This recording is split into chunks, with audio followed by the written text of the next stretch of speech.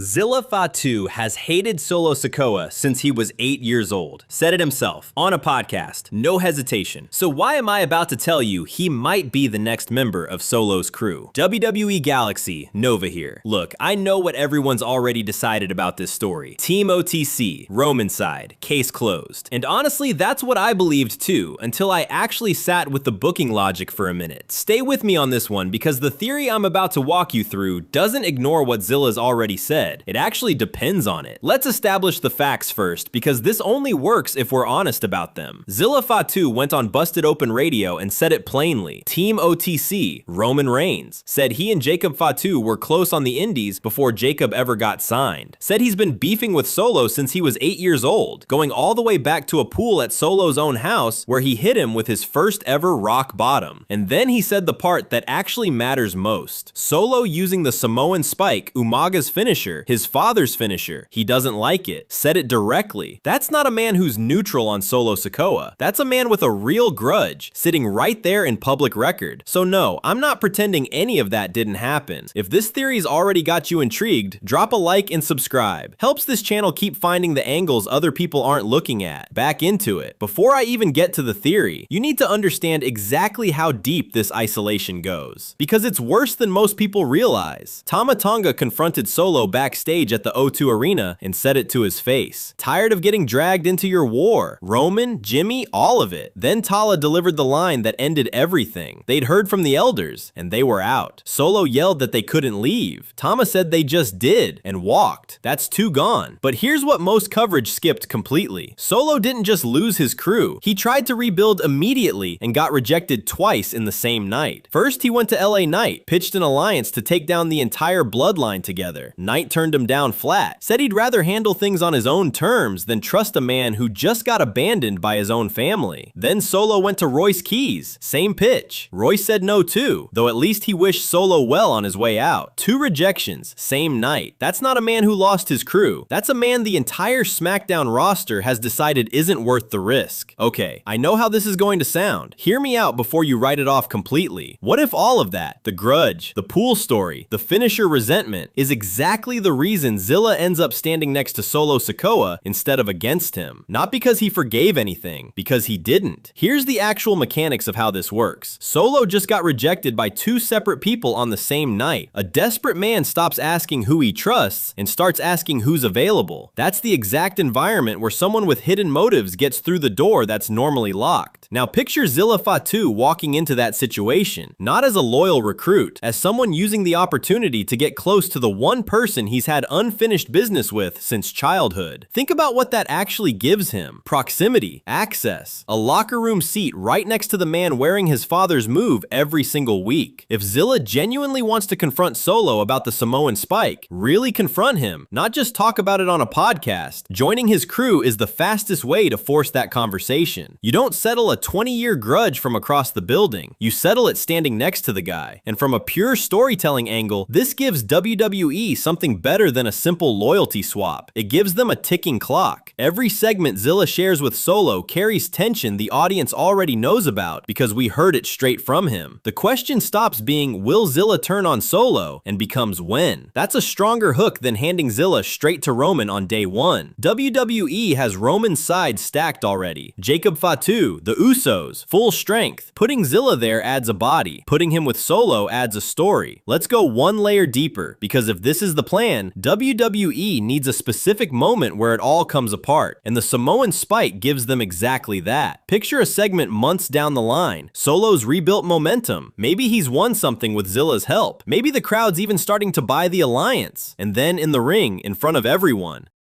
Solo goes for the Samoan Spike to finish an opponent, and Zilla stops him, physically, right there on camera. That single moment writes itself as a betrayal from Solo's perspective and a justice moment from Zilla's, because everything Zilla said on that podcast suddenly becomes the text of the angle instead of just background trivia. The move belonged to his father. He's been carrying that resentment since before either of them had a contract. And the breaking point isn't a contract dispute or a backstage disagreement. It's literally Umaga's legacy reclaimed in real time. That's the kind of payoff that makes a fan rewatch the entire build leading up to it. Every previous appearance where Zilla stood quietly next to Solo suddenly reads differently once you know what's coming, and the timing actually supports this more than people realize. Roman has already sent Jacob to Solo twice, trying to bring him back into the family. Solo said no both times. That tells you Solo isn't interested in surrendering. He wants to rebuild on his own terms, which means he needs new pieces, not reunions. After getting turned down by Knight and Royce Keys in the same night, Solo's options are thinning fast. If Zilla shows up offering an alliance, even one built on something other than friendship, Solo might take it without asking too many questions. Desperate men don't always check motives carefully. He might see Umaga's son standing next to him and read it as a win for his own legacy without realizing what's actually driving Zilla to be there. That's the kind of dramatic irony wrestling storytelling thrives on, the audience knowing something the character in the ring doesn't. I'm not saying this is definitely the plan. I'm saying it's the version of this story that actually uses everything Zilla has already told us instead of throwing it away. Drop your take in the comments. Does this Trojan horse idea hold up? Or do you think Zilla goes straight to Roman like he's always said? Like the video, subscribe to WWE Galaxy, and I'm Nova. See you next time.